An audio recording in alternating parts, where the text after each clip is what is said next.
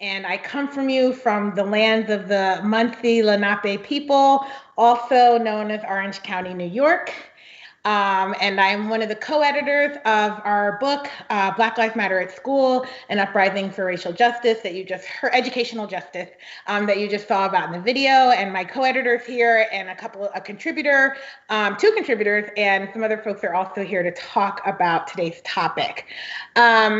So I wanted to give you an overview of how we came up with today's talk. A friend of mine named Bria Miles, we got together in a class we took this summer and reached out about the book, was very excited about it, and shared with me about the work that she's doing with a group called the San Jose Unified Equity Coalition. And they have been doing a lot of work to get police out of schools in San Jose Unified School District, and she was really excited about maybe kind of furthering that work. And I knew that Cecily Myart-Cruz, one of our guests today, had wrote about her work as well for racial justice in Los Angeles. I know Jesse Hagopian, my co-editor, also is doing this work in Seattle. Nathaniel Genene also doing this work in Minneapolis.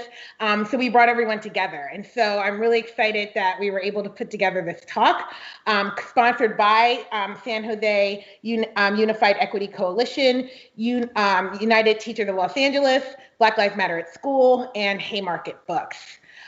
So we're going to start with a video from one of the San Jose Unified Equity Coalition members, Derrick Sanderlin, who's going to frame what happened in San Jose and what they're working for in that coalition.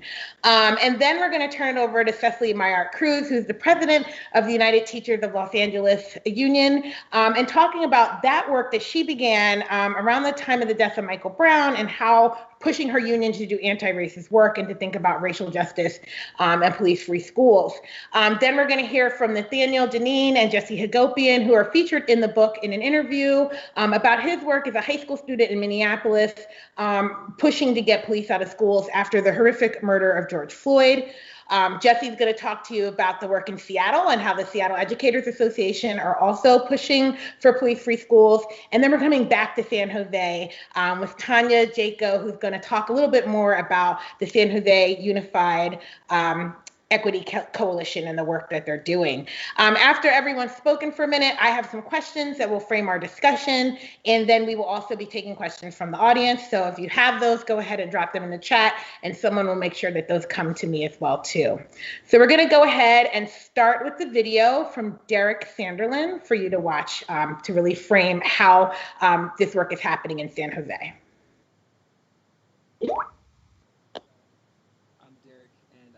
San Jose Unified Equity Coalition, or SJUEC. SJUEC is a grassroots coalition of parents, students, educators, and community members who are committed to racial equity, to the safety of our schools, and to the health of our community. Back in July of 2020, a group of teachers and parents drafted and authored the Derrick Sanderlin resolution to defund the police. And it was lovingly named after me because on May 29th, I was shot by San Jose police officers with a rubber bullet. And 2 years prior, I had been joining alongside and coordinating with community members to lead an inherent bias training with the San Jose Police Academy. And yet this did not deter certain police officers from inciting violence on me and on many other members of our community out in the city of San Jose. And this is indicative of the urgency of the resolution, which calls for the defunding and removal of school resource officers from San Jose Unified School District campuses, and a replacement, really a reimagination of public safety across all of our campuses for our students, for our teachers, and for our parents. We want to replace officers with more counselors. We want to ensure that there are proper conflict resolution programs, restorative justice programs, and of course, ethnic studies curriculums that are more reflective of our whole community here in San Jose. Back in August of 2020, we demanded that SJUSD hold a study session for our resolution. And we had initially convinced members of the board to put it up for discussion back in August. And we also saw San Jose Teachers Association pass the resolution unanimously on July 14th, and we were able to hold multiple community forums, including back in November, where each board member was present for the discussion of our resolution and the discussion of police-free schools. We were also able to receive support from California Assembly Member Ash Kalra, my man, and collected over 1,900 signatures to our petition to remove SROs from the district campuses. Each board member has acknowledged the value of this resolution, and yet it hasn't made the agenda for approval. And despite community calls for the district board not to pass a memorandum of understanding with SJPD, which included language about campus officers, the 5 board members unanimously approved the MOU on December 10th. And so in response to their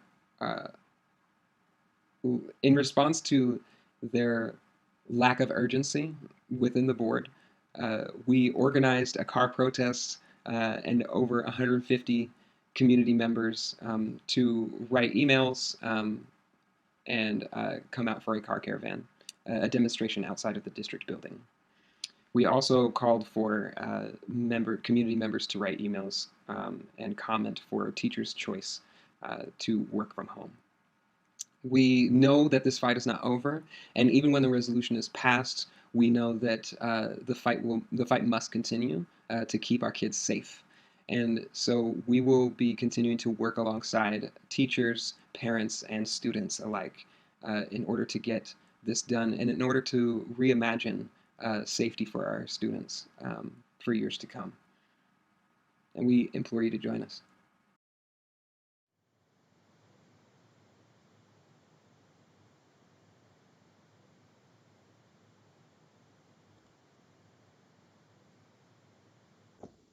There we go. So hopefully you now have an understanding of what's happening in San Jose and why it's really important that we address this. And so our focus is on California, of course, looking at San Jose and Los Angeles, but then we're also spreading, right? Because this movement is spreading. As Jesse likes to say, the uprising for racial justice is our way of collecting on Gloria Ladson-Billings' education debt, right? And part of that is making our schools safe. And part of that is getting rid of police and fighting for racial justice. So I want to start right now with Cecily Myart-Cruz, who's a teacher activist and the United Teachers Los Angeles president. She is an amazing activist and scholar and mother and friend, and I'm so excited that she contributed a chapter to the book and is here to talk to you about the work in Los Angeles and how they're pushing the unions to do this work. Well, I want to say thank you, Dr. Jones, and being on this panel is giving me life, especially today. I have to always go back to where we began, right? Where we began here at UTLA, and really say it was Michael Brown's murder that was a catalyst for us to actually begin the work of bringing racial justice into our union. And so on August 9th, 2014, I always have to remember that date to say it was a marker for change. And we began to do this work within UTLA, and we were kind of saying, what can we do to actually address police brutality, the criminalization of our students, and pairing that with how do we begin to usher in something different for our babies. And so we said, let's bring together a racial justice task force, but in that task force, that it just couldn't be voices of members. It must be voices of students as well as voices of community. So we brought on Black Lives Matter Los Angeles. We brought on Stop LAPD Spying Coalition, the Fannie Lou Hamer Institute, Students Deserve, those are my babies, and members of our board of directors in UTLA and rank and file members. And we started creating forums within our union to actually hear from parents and students and community, to actually say what is happening in our schools and how do we shift that with our educators. How do we do that? And so we began to move through the city, 725 square miles in LAUSD, to have different forums to bring parents and students. And we did it with purpose, not having educators speak, because that sometimes is the fallback. Actually having student voices lead and parents lead in that work, and have them bring up the issues and concerns of the day. And as educators, listen to what was going on, and then leave us with action steps. What can we do to move the conversation forward? And with that, we started to do that work. We ended at Dorsey High School. And with the Dorsey High School Forum, we were at 1,500 folks there, and had to come in through a barricade of police that were blockading this. And we had such a beautiful moment in there with students giving their perspective, saying no more criminalization of our youth.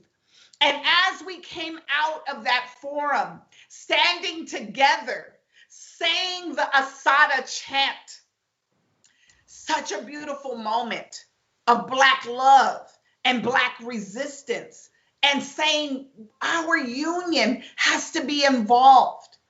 And then how does that look just from our local? How does it look on the national level? And bringing a motion to really talk about being an anti-racist union, and what that looks like locally, what that looks like statewide, and what that looks like nationally. And I am proud of that work. But is that work constant, or does that work change? And the focus point that I want to leave here today with is the fact that we have to affirm our babies. We have to affirm their experiences and perspectives. And then we must include the community at the table. And then we move this in a very powerful way to say we must be there to disrupt the absolute systems that oppress folks. We must do that because Black Lives Matter, period. Thank you so much, Cecily, for those powerful words, and for really seeing how, it's been ongoing. And we know, it didn't just begin when, Patrisse Cullors and Opal Tometi and, now I'm blanking on it. Don't let me blank on the third name. You said Opal, Patrisse, and Alicia Garza. Alicia Garza, thank you. It didn't just happen when they said Black Lives Matter after Trayvon Martin. This has been an ongoing struggle, right? But it got some fire going, it got the movement going, right? And so you guys were, we hear in all these stories, and when Jesse tells the origins of what happened in Seattle, they were reeling from the murders of Alton Sterling and Philando Castile, right? And then the murder of Charlene Lyles, right? And the murder of George Floyd. And it just keeps reinforcing that this work is ongoing, right? And we know that. And so it's so important to just keep centering that struggle, and that's ongoing. But then also think about that we're pushing for Black joy, right, through all of the struggle that we're continuing to do. So thank you. All right, up next we have Nathaniel Genene, who's a rising senior at Washburn High School in South Minneapolis. I am so super impressed. I thought I was like a do-gooder in high school. Nah, man, listen to this. He serves as a student representative to the Minneapolis Board of Education and the at-large member on the citywide Youth Leadership Council. He also works with Thrive Ed, a nonprofit working to build an educational paradigm shaped by innovation and joy for learners and educators, and Our Turn, an advocacy organization fighting to mobilize young people in the fight for educational justice. Forget a do-gooder. This boy is woke. He's doing the work and putting it in. And I'm super excited that Jesse interviewed him and got his story in the book. And so Jesse's going to engage in a conversation with Nathaniel about what happened in Minneapolis that really drove him. Thanks so much, Denisha. Welcome, Nathaniel. It's really great to be reunited with you here. I hope you love the book, by the way. Oh yeah, it was awesome. When it showed up in the mail, it was probably like the highlight of the year. I mean, it's been a very short year, but it was the highlight of 2021. Right on. Yes, and your words are what helped to make this book so powerful. And really, the words of all the students in the book are my favorite part. And your story really impacted me when I was talking to you about your struggle, and I hope that we can share this with everyone out there, because I know that when you learned about George Floyd's death, it hit you really hard, and I hope you can talk about your experience being in Minneapolis, living so close to this horrific murder. Can you talk about that and what happened? Yeah, so Denisha just mentioned I still work for, I work for a small nonprofit called Thrive Ed. And the morning of May 26th, I actually, like I usually do, I had a Zoom call and we were doing a meeting and we were working on, I think it was either restorative justice practices or we were talking about something else. But we had a meeting, and me being me, I'm distracted on my phone looking at Twitter. And I'm going through Twitter, and I come across the video that has been played across the world, millions and millions of times. And here's the thing that a lot of people don't know or recognize. The people who were recording that night, they were high schoolers. They're the same age as me. They go to my neighboring high school where most of my friends go. So those were kids watching and recording that day. And I watched it, and I'll be honest, I was put in absolute shock. First thing I did is I was in immediate denial, and the first thing I did was there's no way this happened so close to home. 38th in Chicago, that is now George Floyd Memorial. It is literally where I used to catch my bus transfer on Saturdays, because I also spend my Saturdays going to school for a 6th day of the week. And I was put in shock for about 30 minutes. And the people who were advising the meeting, I could immediately tell that something's up with Nathaniel. This doesn't look right. And I actually just ended up leaving the meeting early. And I remember the first thing that I did was I went down to 38th in Chicago. And at the time, there were about maybe 10 to 20 people down there. And it's just been life-changing seeing this group of 10 to 20 grow into thousands, move nationwide to international level. And it really has made me look at the world with a different perspective. And I will admit those 2 weeks were probably the hardest 2 weeks of my life. Following, the incident, and it's hard to put into words. Yeah, thank you for sharing that pain and trauma with us. I know it's hard to recount that moment, and so I thank you for that. And I know that it was really hard going back to school right after you had to see that horrific image happen in your neighborhood. Can you talk about your experience trying to reintegrate into school? Yeah, so late May, early June is also the end of the year for Minneapolis Public Schools. So we were wrapping up the year. It was the final 2 weeks of the year. And I remember for at least 2 or 3 days, I was completely zoned out from school. I couldn't focus. I wasn't doing any work. And like, when I say that, like, I couldn't like focus for more than a couple of minutes. And we have this kind of stereotype with our teachers that a lot of them are white, they live in the suburbs, and they went to the U of M, the University of Minnesota. And I remember I didn't turn in an assignment, and I had a teacher in an accelerated course that's actually a 0-hour course. So the course is all white. I was the only black student in the course, even though our school is about 40 to 50% students of color. And he sent me a message because I didn't turn in an assignment. He said, "Hey, Nathaniel, are you an IB diploma candidate? If so, there is no excuse to have this assignment missing. I understand if you don't understand what's going on, but you can't have this missing right now." Wow. That's exactly why we're building the Black Lives Matter at School movement, because we can't have that. We need educators who are nurturing and supporting our youth through traumatic events, not trying to punish and shame. I'm sorry that happened to you, and I'm glad that you're part of this struggle to change the schools. And I wonder if you could talk about how all that experience helped to lead you to be part of an incredible uprising of youth that drove the police out of the Minneapolis public schools. Yeah. I think when it comes to police-free schools in Minneapolis, I always have to recognize that it did not start in May of this year. There have been kids organizing on this for years. There's a group in South Minneapolis called YPAC. It's the Youth Young People's Action Coalition. They've been working on this since 2017.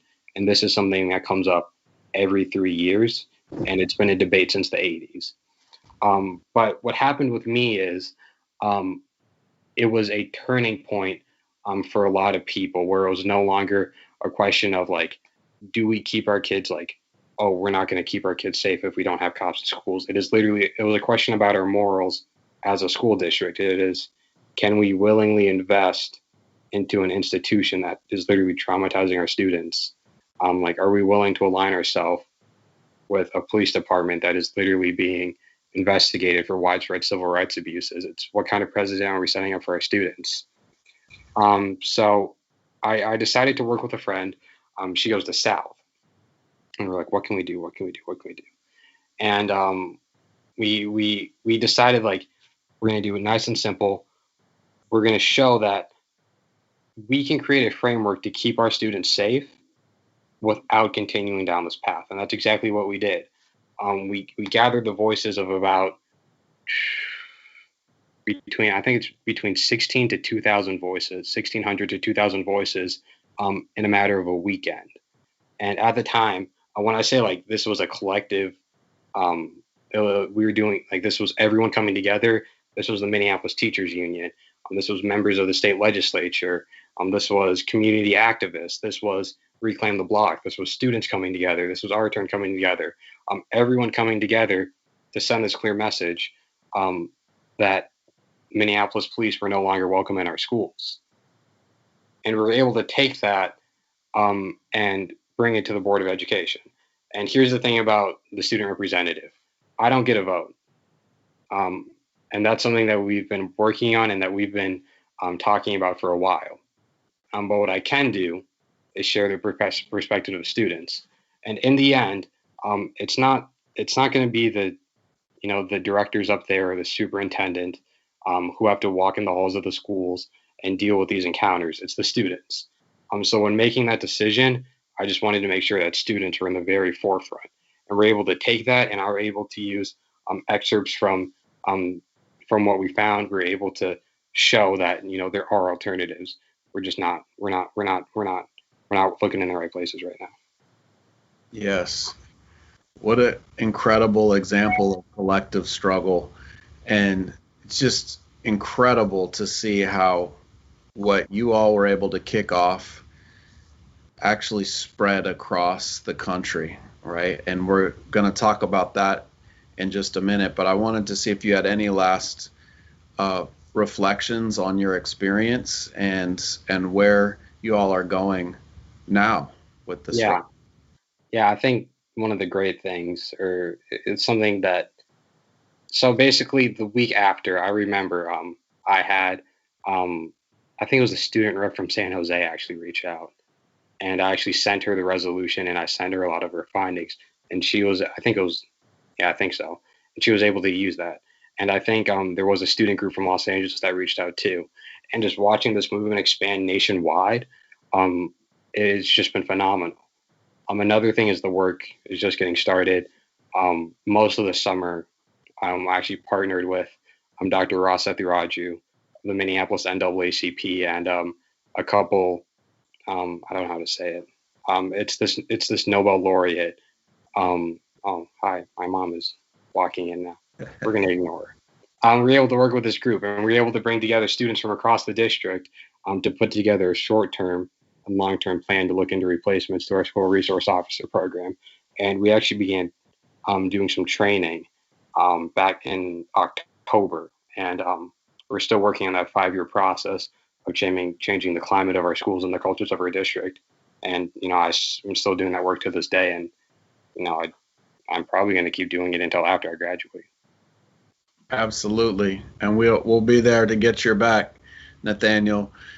Thank you so much for all the work you've already done in your life, and for sharing these lessons with us today, because it's meant a lot to me personally.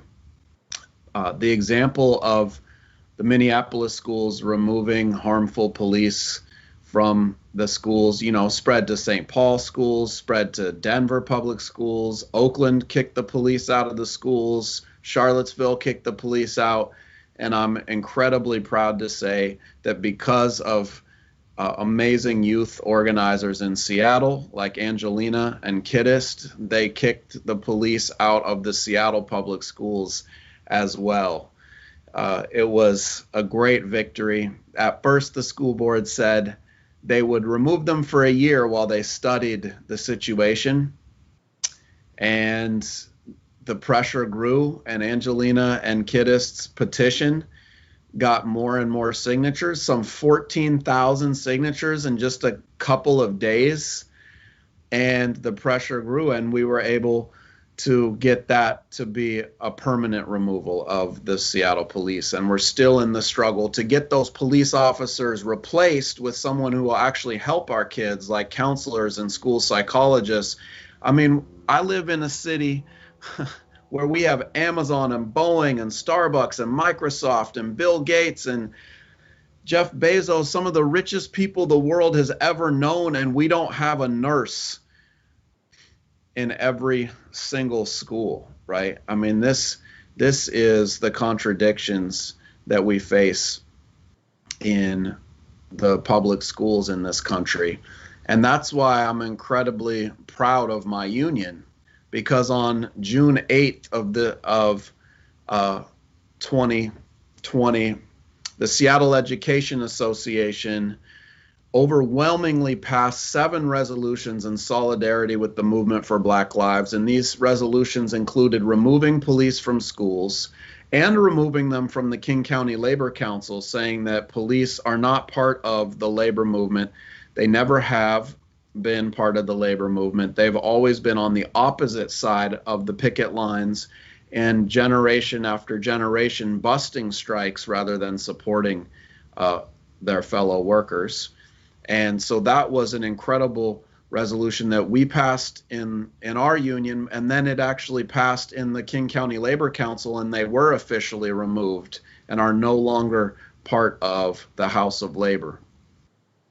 And then I'm proud to say that the Seattle Education Association overwhelmingly passed my resolution to defund the Seattle Police Department by 50% and reinvest that money in education, in healthcare, and in programs to support families. And these bold resolutions were surely spurred by the police killings of George Floyd and Breonna Taylor, Ahmaud Arbery, Tony McDade, and too many to count. But it wasn't only the injustices elsewhere. It's also that Seattle educators have been fighting institutional racism in the school to prison pipeline for some time. Black Lives Matter at School got kicked off as a day of action in Seattle in 2016 when 3,000 educators came to school wearing shirts that said Black Lives Matter in response to white supremacists who had threatened an elementary school because they wanted to wear those shirts. So we've been in the struggle, but we didn't have to look to other cities for inspiration to oppose police in our city and in our schools, because right here in Seattle, the police killed Charlena Lyles, a pregnant mother of 3 kids who had to witness her murder in her own apartment when the police showed up, when she called the police looking for help, and they showed up and killed her in front of her children and had to drag the kids over her body. I mean, the horrific trauma that the police are inflicting on Black communities across the country has been visited in my city too many times to count. And these are the stories that motivated us, right? I mean, those kids went to Seattle public schools and their teachers had to figure out how to pick up the pieces, and those school psychologists had to figure out how to help those kids deal with the trauma of losing their mother.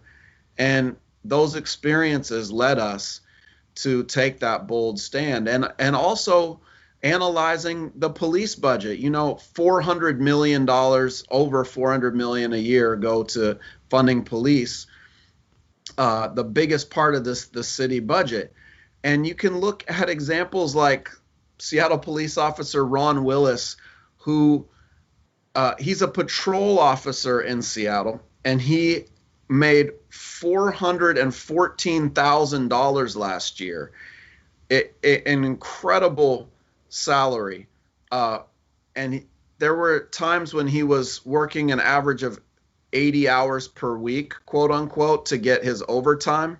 But he was billing the city for more than 24 hours of overtime in a single day.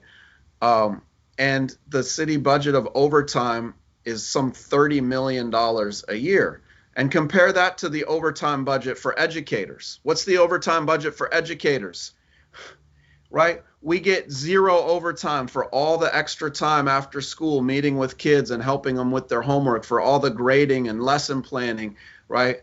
And this tells you a lot about the priorities of our system. So I want to wrap up by suggesting we need a serious shift in priorities in our country. Just a few blocks from where I teach, they built a $200 million jail for kids. Imagine if they invested that money into lowering class size, into healthcare centers for our kids, things that actually can provide public safety, right? And as the saying goes, hurt people, and whole people heal people, right? So we want to make our communities whole with massive investments in social services, because we know that the wealth inequality and racism are hurting people in our cities, and those constitute the biggest threat to public safety. I have 150 homeless kids at the school that I teach at. That is a threat to public safety, right?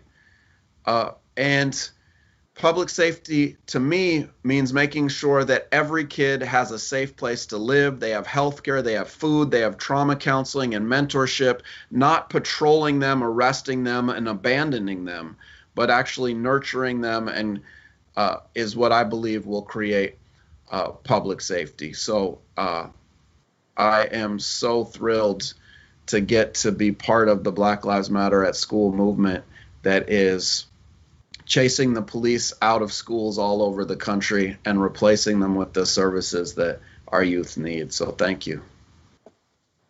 Thank you so much, Jesse, and thank you so much, Nathaniel, for your continued work. I mean, you know, as a young person, there's other things you should be doing, right? But you're doing this work because you have to, right? Because you care about yourselves and your students and your community, and so it's just humbling, right, to see you take that on, and Jesse, to the way you talk about your students and their needs, right? And it is, and I've seen it in the chat a little bit. It is a culture shift. We are asking people to really change the narrative about how we go about educating Black children, because once we fix the education, we improve the education, and we humanize the education of Black children, we make education better for everyone, right? We know that, right? And so it's so important that people understand we can't keep doing the same thing we've always been doing. So now I want to come back to San Jose. And so I'm really excited that we have Taunya Jaco, a 6th grade ELA social studies teacher. I'm a come lately social studies person. I'm officially becoming a social studies person, although my heart is in early childhood. Taunya is also on the board of directors of the National Education Association, secretary for the NEA Black Caucus, and just all around doing all this work in the California Teachers Association. And she's working on her doctorate. And if you need an outside person to be on your committee, let me know, because I don't have doctoral programs at my school, and I got nothing better to do. I'd love to read dissertations and give feedback. No, seriously, I would love to see your work where you're examining ethnic studies and looking at implementation in teacher ed programs. And so I think that's really dope and really needed. So Taunya, please let us know, tie the thread into everything you heard and what you guys are doing in San Jose. Yeah, well, first of all, thank you for having me and allowing me to share this space with you all. You all are just powerhouse, some humble but powerful activists and educators in the community. And I want to just highlight Nathaniel really quickly, because I'm a teacher. We're teachers. And, it just makes my heart so proud to see you representing not just yourself, but the youth in your community and, all the organizations that you're working with. I'll start crying. My eyes tend to sweat a lot when I start talking about students and their work. So I just want to say how much we appreciate you. And you are the example right now of why we all do what we do. Right? So I want to bring it all the way back. Our students are why we do what we do, right? Our families and our communities, that's why we do what we do.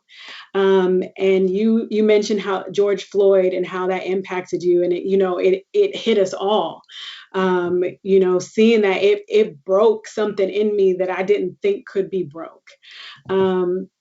And just to kind of frame it a little bit, at that moment, I didn't know what to do, but I just said, I reached out to, my admin at my school, the school board members, my local leaders and my local union, and said, I need y'all to pull up. I need you to make a statement and say Black Lives Matter. I need us to come out and show our support. Do not be silent on this. Do not all lives matter this moment. Enough is enough. It's time to move, right? And overwhelmingly, right, everyone supported and said, yes, Black Lives Matter. We saw this wave, not just, within San Jose, but really across the nation, across the globe. We saw this move and everybody wanted to support and say that Black Lives Matter. San Jose Unified actually passed a resolution quickly thereafter, affirming that Black Lives Matter and affirming and supporting the movement and committing to racial and social justice within our district, supporting things like the principles of BLM, but also ethnic studies and, to this eradication of institutionalized racism, right? That's really powerful that they did that, right? And again, everyone said they got the shirts, they put the posts on social media, right? And now we're seeing what that work actually looks like. And so all of this was kind of happening around the same time. So we had community members already kind of coming together and talking about the removal of SROs from our campuses and what that looked like. As other things came up, the group of folks who were meeting decided to formalize the group into an equity coalition because we understand the ongoing need of equity work within our community. So we don't want it to just start and stop with the removal of SROs, but we recognize that this is an ongoing process, that this is a long journey. So we have teachers, students, parents, retired teachers, community activists that are coming together to try to do this work.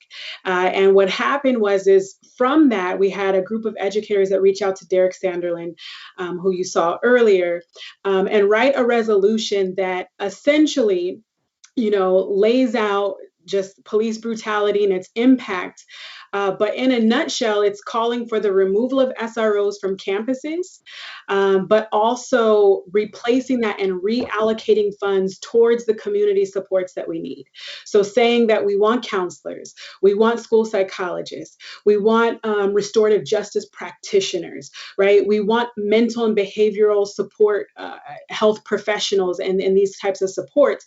But then also what's really key with the Derrick Sanderlin resolution is that it calls for the community to come together to make these decisions, that it's a community-driven process, right? That you have teachers, students, you have, board members, you have union members, community partners that really detail and come up with a safety plan for the district, right? That says how we want safety to look in our community.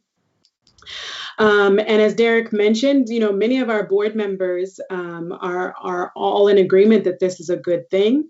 But our board members are also responsible for responding to all of our constituent groups. And here's where we ran into some trouble. Here's where I think, if we can kind of dive deeper into the conversation, I'm going to put it back to you. But we had every single principal in our district. So remember, when we passed the Black Lives Matter resolution, that almost went, it was unanimous. And I say unanimous, not just in the vote count, but just in the comments at our school board meeting, there wasn't any opposition. There wasn't anyone who stood up and said, no, we don't think you should do this. But as soon as we said we wanted to remove SROs from campuses, we wanted to replace them with counselors, then we had a flood of folks in opposition. And one group in particular is all of the principals on every single campus, except for my campus, except for my principal, shout out to Hoover Middle School, signed a letter that basically said we need and want SROs on campuses. And we know that the principals are the ones who are responsible for developing and implementing a school safety plan, right? So that carries a lot of weight. And so while we don't have SROs on campus this year, which is a great thing, we also don't have students on campus right now either. This is still an issue that needs to be addressed because eventually students are going to come back on campus. And it is imperative that we as a community and as a district follow through with what we said when we said we were going to eradicate institutionalized racism in our district, right? And that comes up when folks don't really know or understand what that looks like, right? They think that, racism just shows up like the insurrection on January 6th, right? Or they think it shows up because people are wearing white hoods and saying that they're members of the KKK, right? Not understanding what it looks like in our policies and in our practices and how we are policing our students and how we are disciplining our students. And instead of saying we want to create a healthy community and taking a holistic approach and supporting them, not just physically and academically, but also mentally, socially, and emotionally, right? And all of those things. And so right now our work continues, right? Our fight continues as to how do we now, right, go back in and start educating our community to say, hey, all y'all said Black Lives Matter. Right? All of y'all said that we want to be anti-racist. All of y'all said that we support being inclusive and that we want to be safe and that we want to eradicate racism. Now we need you to pull up and actually do the work. It can't just be us as Black activists and Black teachers and Black educators and Black students leading this work or standing by ourselves, right? We need all of you to actually show up, to disrupt, to get in the way, to call on your principal, and I'm going to talk to my colleagues, for you to engage your students, engage your colleagues on the campuses, and engage your principals in conversations where you say, we want restorative practices. We don't want police on campuses.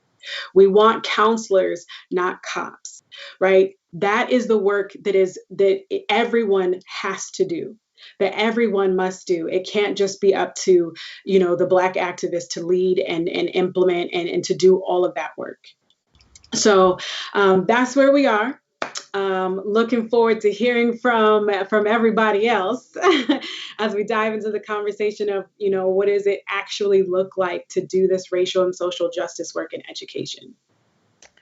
Thank you so much, Taunya. That is the work, right? This is what we're here for. And so, and I hearing you talk, it made me I'm going to shift the questions because I think it relates to another question so now we're going to open it up for discussion to everyone. I have a couple questions posed. For those of you in the audience, please drop your questions in the chat. We will have some time at the end to answer those questions. Somebody from Haymarket will make sure that I get them. And I see the conversation going on, so I know you guys are there, and you have to have questions for Nathaniel and for Cecily and for Taunya and for Jesse. So please share those. So, I think what you were just ending with is so important, right? That it's more, police-free schools is part of it, but it's not the end of it, right? And so fund counselors, not cops is one of 4 national demands from Black Lives Matter at school, right? So I think it's really important, though, that we think about how the push for police-free schools connects to the other demands. And you mentioned that a little bit, Taunya, about restorative justice, right? We're not going to get rid of police if we still have punitive discipline in our schools, right? And you shouted out your middle school, and someone in the chat, I think it was Bria, said it's the only school with the restorative justice program, right? That's important. You can't do this work without it. And so I also want everyone to talk about the other demands, right? Mandating ethnic studies and Black history, hiring more Black teachers, right? How does this connect to this work to defund the police and to actually change the culture of schools for Black children and thereby all children? Go ahead, Cecily.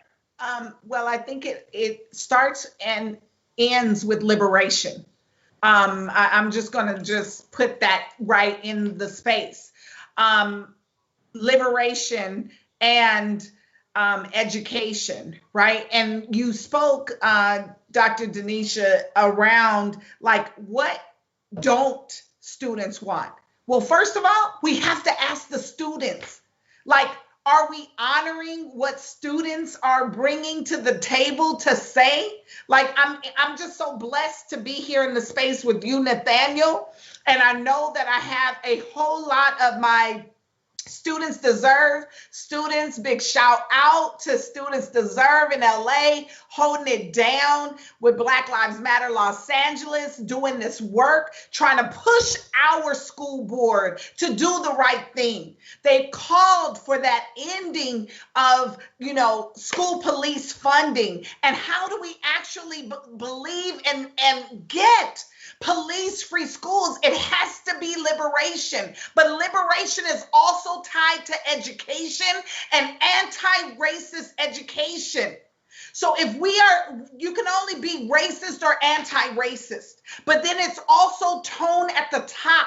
Because when these heads of superintendents and folk and elected officials do not say that Black Lives Matter, period, then it causes other folks to get in the weeds and not address the real issues. We cannot have this dialogue of learning loss. We cannot go down that pathway because it goes and ties into a standardized notion of testing and a deficit model. And our students, Nathaniel is sitting here today telling us that he is working with other organizations and folks are listening to student voices. That is what is missing right now.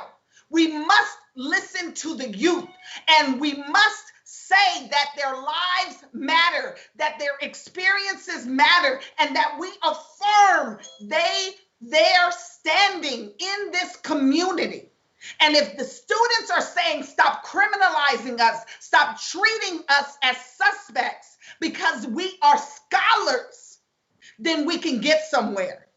We cannot go down a pathway of deficit, and we cannot go down a pathway that has been given to us of more of the same, because more of the same has not worked.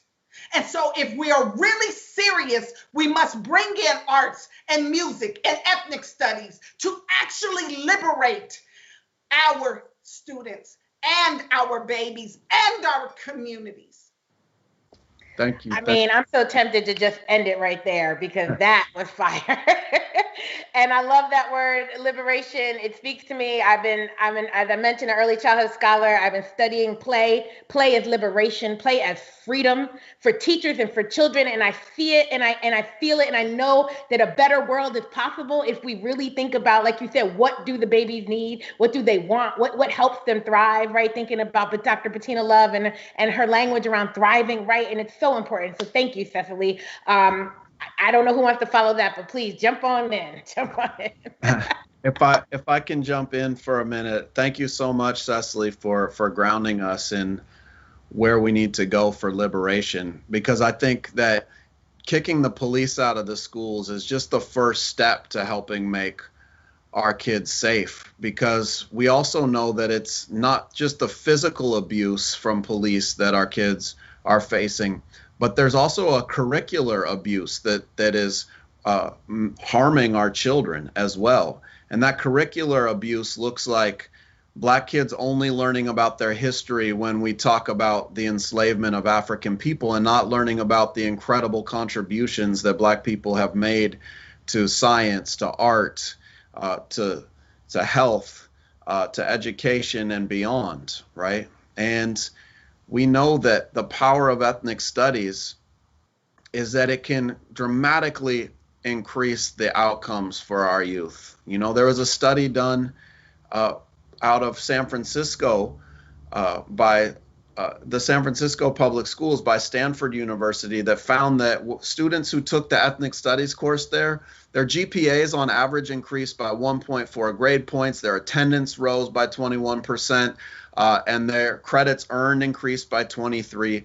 You know, those are all great statistics of achievement, but even more important than any of those outcomes were that those students learned their own self-value and their own place in the world and their ability to collectively struggle for a different vision of society. And that's the power of education and service of liberation to me. Yeah, and I'm gonna ride on that for just a second. You know, I think people hear removing SROs and they get scared, right? Because for some, the police is what creates a sense of safety for them, right? Whereas others, it's completely traumatizing.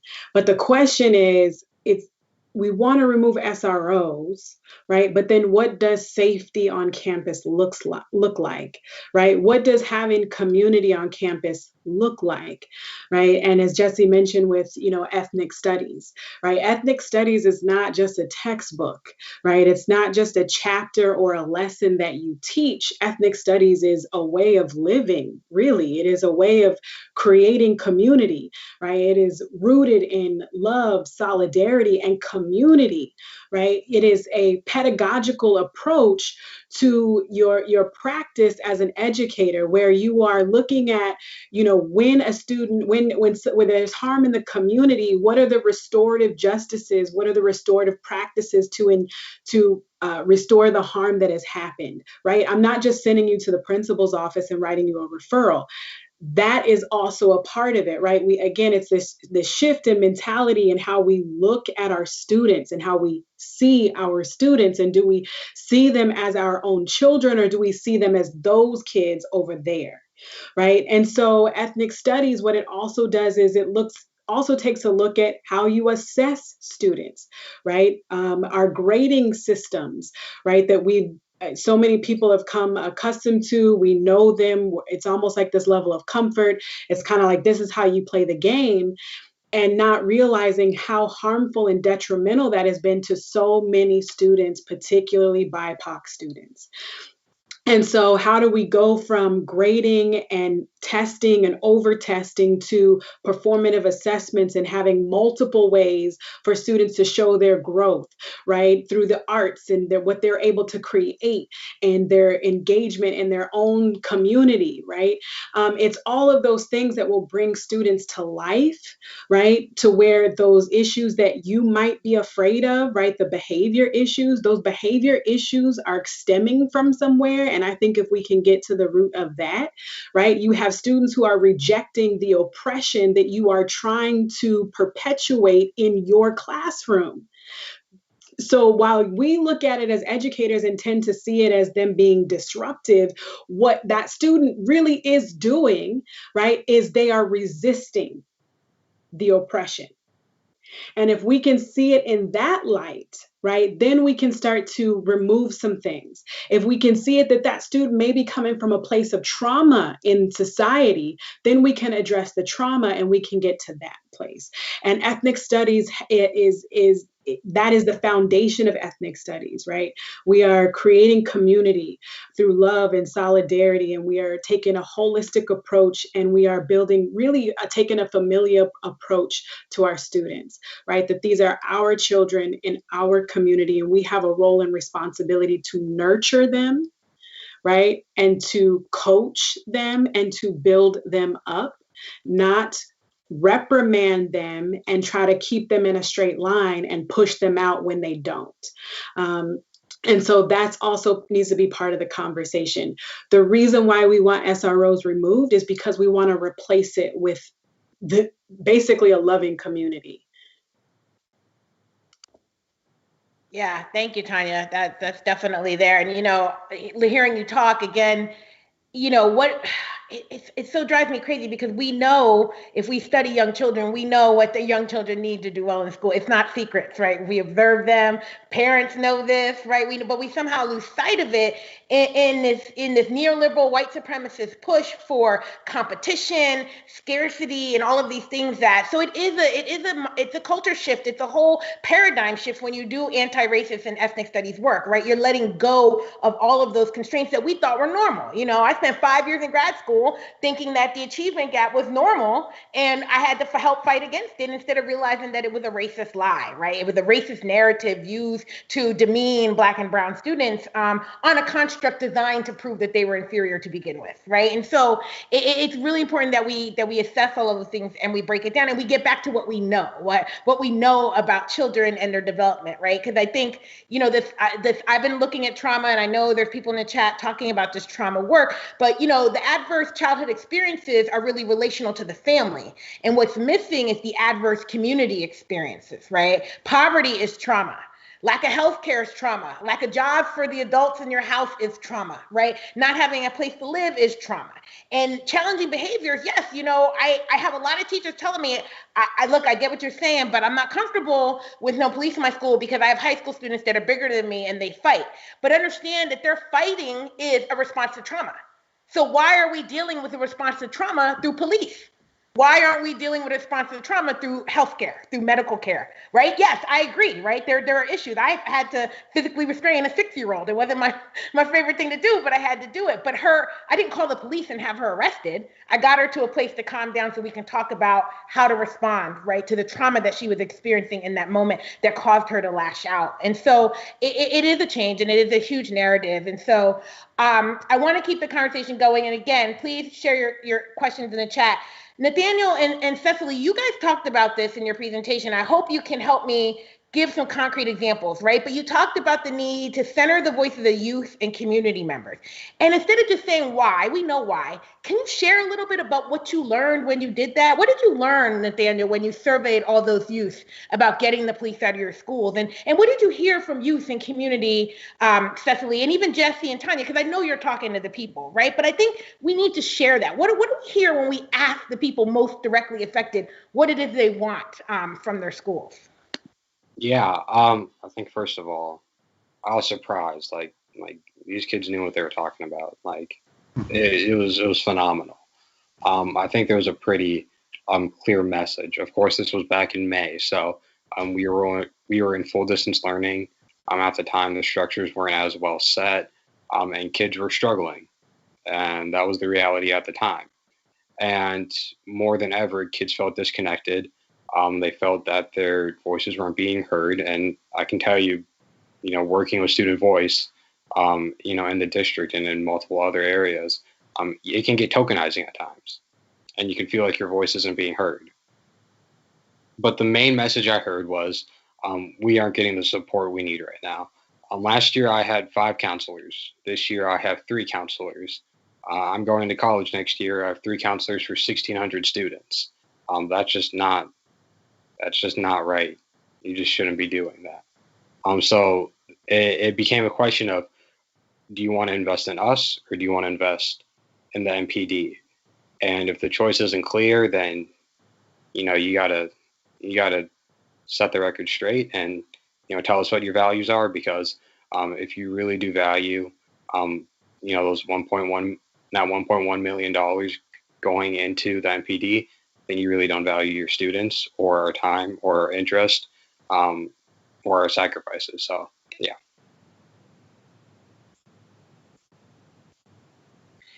I just want to continue to give it up for Nathaniel. I know you're all the way out there in Minneapolis, but just shout out to you and all that you're bringing into this conversation. You're filling my cup, so I just want to put that out there. I think when we finally listen to youth, that's when and community, but more so I would say youth. When we listen to youth is when you actually are listening to hear with your mouth closed. And as we began to do that, we saw students just speaking up and speaking out. And as adults, it is our job to stand with youth and stand with community that are bringing this issue forward. Now, Taunya, Jesse, myself, Denisha, we're educators. And I'm going to say something pretty controversial, but you've been in the building working, and you know that there is someone harming kids with their tone, with their approach. And what do? Are we speaking up and saying, wait a minute, why are you sending every Black kid out of your classroom because they don't have a pencil or a piece of paper? Why are you denying them that right? And are we as educators speaking up against that? Because we have to. We cannot let it slide. I think Taunya said it best, like something broke that day when we saw George Floyd. Like, we're in this incredible, unprecedented time of a pandemic, and everyone was at home to watch what happened. And as Nathaniel recounted that piece, I got goosebumps, because I was like, yeah, we watched that. And if you're Black, you know that this happens day in and day out without cameras. And so we watched that. And how do we say we cannot go back? And so I challenge us in this face of crisis distance learning that we find ourselves in. And wealthier white parents and liberals are saying, get back to school now. And we know that it's disproportionate. And we have to have more police in schools and more standardized testing. And I say we have to have a healthy, healing, racially just opening of schools. And when I think of that, I think of ethnic studies. I think of what the students are saying they want. And all of the voices of the students and the communities that have never been heard before, this is time for you to say that what happened before cannot stand anymore. We have to say police-free schools and mean it. We have to say care, not cops. We've got to say lower the class sizes. We've got to say lower the counseling ratios. Get us some mental health supports, psychiatric social workers and mental health supports that our babies are actually saying they need, because this is the job. And if we actually want to come back to actual in-building schools, it's got to look different than what we left, because what we left before the pandemic was a white supremacist model that didn't work for kids that look like me. And when we talk about bringing more educators in that look like us, that we say that we affirm our babies' experiences, that we say that ethnic studies is a right, not a privilege, and that Black history should be taught all year, not just when February 1 rolls around. That's what that means. And that all ties into Black Lives Matter, period. There's a period at the end, stop, full stop.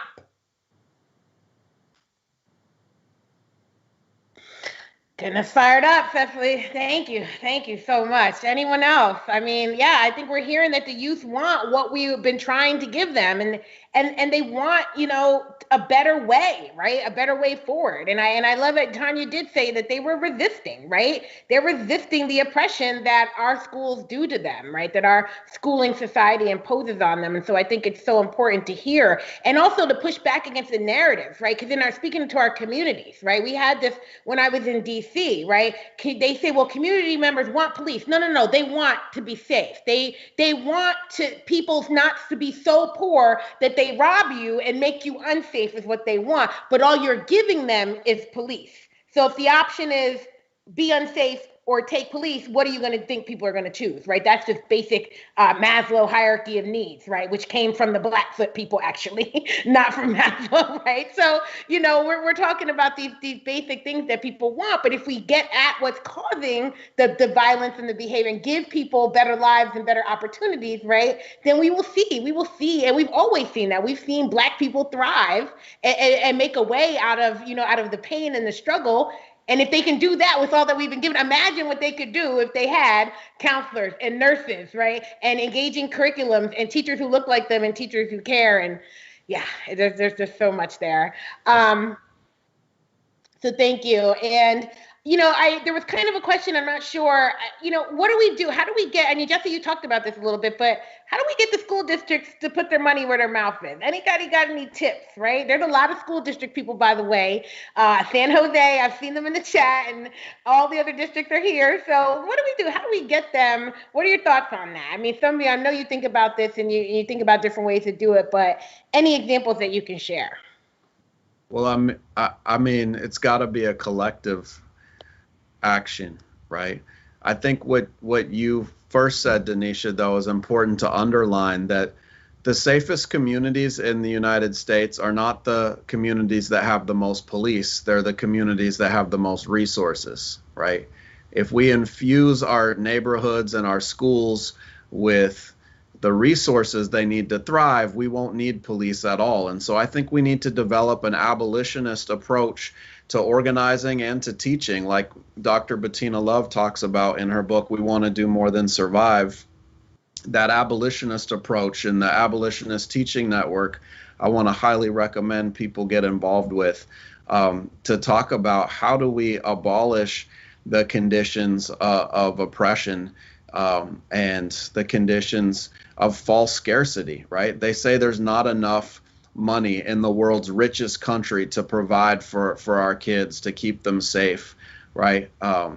They want to endlessly measure inequality rather than address the problem. So they want to flood our schools with high-stakes standardized testing and spend billions of dollars on an industry to rank and sort our youth rather than to give them the resources that they would need to thrive. So instead of high stakes testing. I think we need to invest in COVID testing and support our kids being able to be healthy, right? And to do that, it takes a collective struggle. And that's why I'm so inspired by Cecily and the work that the LA Teachers Union has done is leading the country. The work that the Chicago Teachers Union has done is leading the country, because it shows what's possible when we shed that narrow neoliberal model, thinking of struggles as great individuals, right? And waiting for a messiah. And instead, we come together collectively and we struggle. And I think it takes the unions partnering with social movements. And when that happens, when you have a social justice union model of educators listening to the needs of their community and working day in, day out, year after year in common struggle, then you can have real victories. And I think, the examples of the Chicago teachers strike and the LA teachers strike are how you actually win resources for your community. I mean, when you all went on strike in LA and demanded a $1 million fund to support undocumented immigrant families for their legal fees, and then you won it, I couldn't believe it, right? When you went out on strike to demand a nurse in every school, and then you won because you had the families, they had your back. That was an inspiration for all of us, and it should be a model for how we organize and fight for ethnic studies and Black studies in our schools, how we fight collectively to drive the police out of our schools, and the rest of the demands around Black Lives Matter.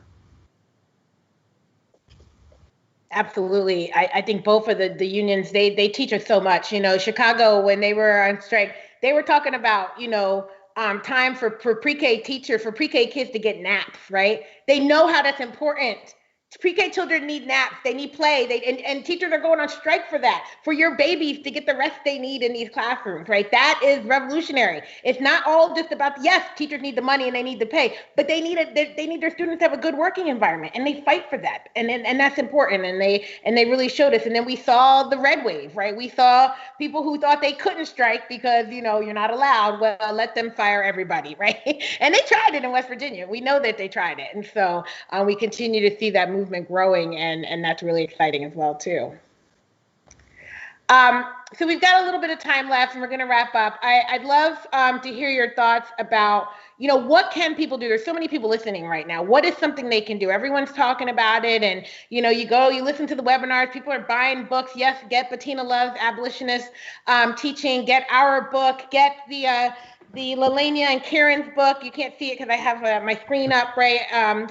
The What We Believe, Jesse's got it. Get that principle and activity book for the little ones, right? Get all the readings. Get Goldie Muhammad's Cultivating Genius. There's just so much out there that we can read, right? But what is something concrete that we can do, right? And how can they go about bringing this work? Because it's everywhere. It's every school, right, that needs to push for racial justice and police-free schools and to create that environment. Well, one of the things is actually saying that racial justice is educational justice, one.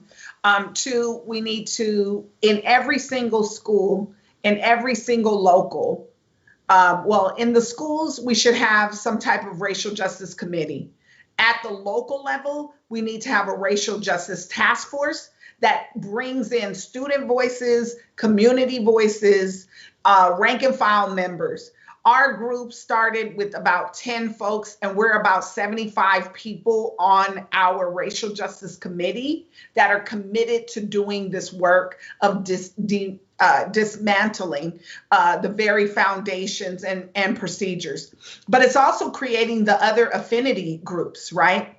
So we have Latinx folks for Black Lives. We have white people for Black Lives. We have Asian Pacific Islander folks for Black Lives. And then we have a small group of Native Indigenous folks for Black Lives. So I think those affinity groups are helpful and to create this push that it's not we're just talking about Black folks. It's like we are going to talk about this issue that covers us all. It's like an umbrella that covers us all so we can push this work forward. And it is critical to bring in students and if you have a Black Lives Matter chapter in your area, bringing them in. I mean, I cannot say enough about Black Lives Matter Los Angeles that has been at the table with us, not only at the bargaining table,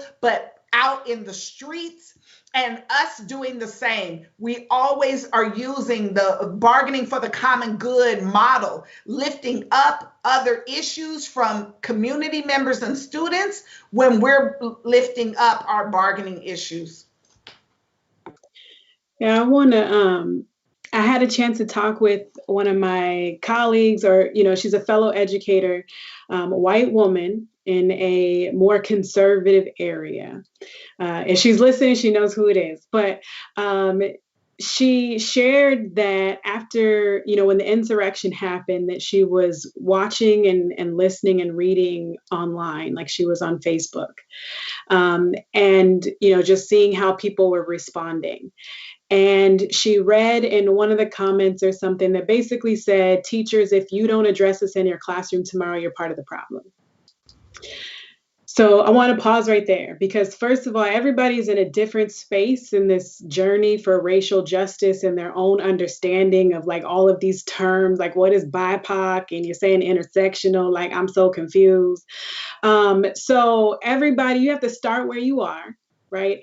And so what I want to highlight from this one story from this teacher is she was actively listening. Right. That she was put herself in a space. Now, it was on Facebook. So whether it's on Facebook, whether it's in a, listening to a session like this or in your area, that she put herself in a space where she can hear different viewpoints and she was actively listening.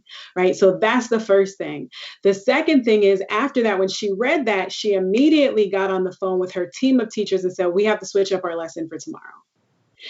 And then they went to work, right? Now they went to work and took a critical lens at the media and how things were portrayed in the media, right? But it's like starting to take that critical lens and start to question and critique that anybody can do with any lesson that you have right now in your classroom, right? To say, what are we reading? Whose perspective is missing, right? Why are we reading this perspective? Are we giving any more value to this perspective than another, right? Those are things that you can start doing. So one, she put herself in unfamiliar spaces where she can hear different perspectives. She was actively listening, and then she responded, right? And I think that those are key things. As educators, it's funny because we're highly trained. We take all the PD on all the pedagogy and methods, and but then we go into the community and it's like we leave all those tools in the classroom. Right? When we're doing organizing, we got to pull into our toolbox and we have to use those same methods, right? So tapping into the community and doing things like engaging our students oftentimes don't speak about these things. What I found in my experience is because they don't feel like they have the permission to. They don't feel like this is a space where they can. There are times where I'm like, well, what do you want to do? And students will look at me like, I can do that. And I'm like, yes. Right. And so we as educators can give them permission and make a way and create a platform and a space for them to have these conversations and to speak out and to be heard and to be affirmed that their experiences are real. Right. And then we can also start to pull other folks in and engage, our community the same way we engage our students in a classroom. And start to teach and pose questions and get them to think critically, and then move them to action and what they're going to create. Hopefully that's what we're doing in our classrooms. Those are the same things, the same tools that we have that are in our toolbox if we're going to shift this, right? For us, we're educators, we teach. You got the credential, you got all the PD. Let's put it into practice outside of our classrooms, right? Like our community is our classroom. So we can lead in those spaces. We just have to know that we can do that and actually start to do it.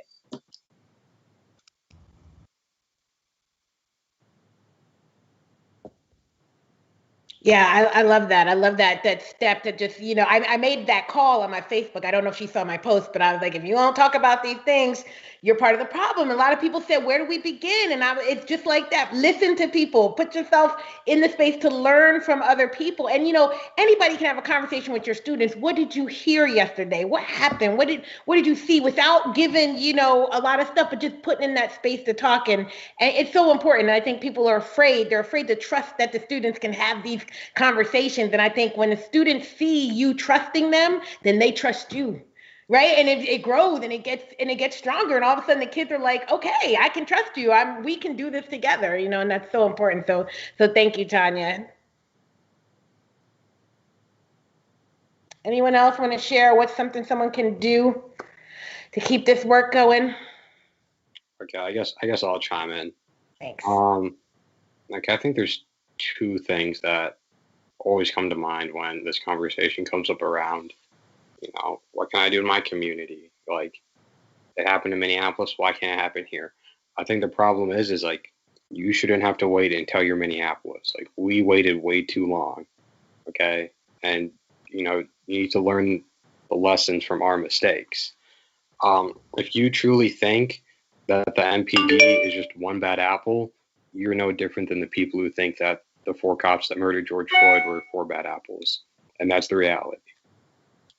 Number two, I've also talked to some people who are on the more moderate conservative side who say, I think, police in schools, I want to keep my kids safe.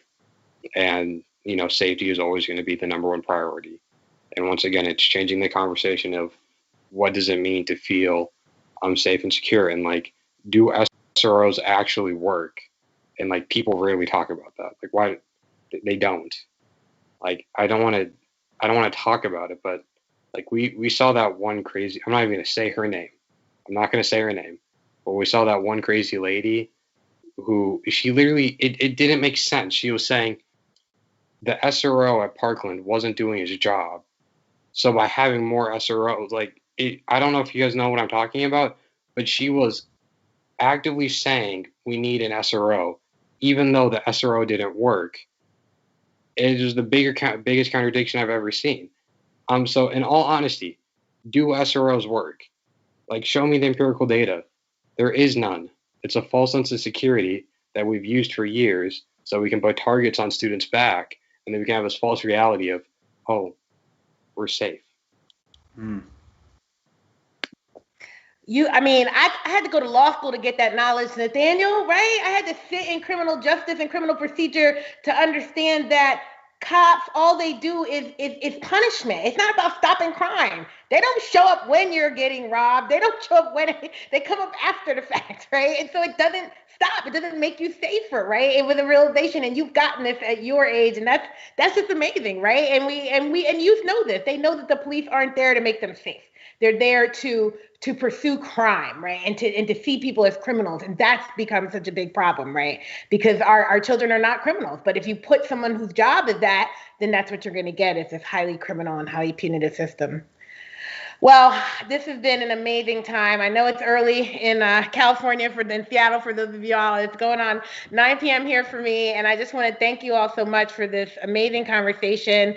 I want to thank Derrick Sanderlin, and shout out to Bria for reaching out to me and helping us get this panel started. I want to thank Nathaniel Genene, Cecily Myart-Cruz, Taunya Jaco, and of course, my co-editor. We've been on this. This has just been amazing. I can't, everyone's like, how busy are you this week? I'm real busy, but it don't matter, because this is like the fruition of this idea coming together, and working with this on Jesse has just been amazing. And it's just a dream come true. So I just want to thank everyone, and thank Haymarket Books. Thank you, Dana. Thank you, Sean, and everybody behind the scenes who are putting this together. We have another event tomorrow. Really exciting. Brian Jones is going to moderate, and he's much better at it than I am. But Jesse and I will be in conversation with Marche Doss and Opal Tometi, and we're just really, really excited for that conversation tomorrow.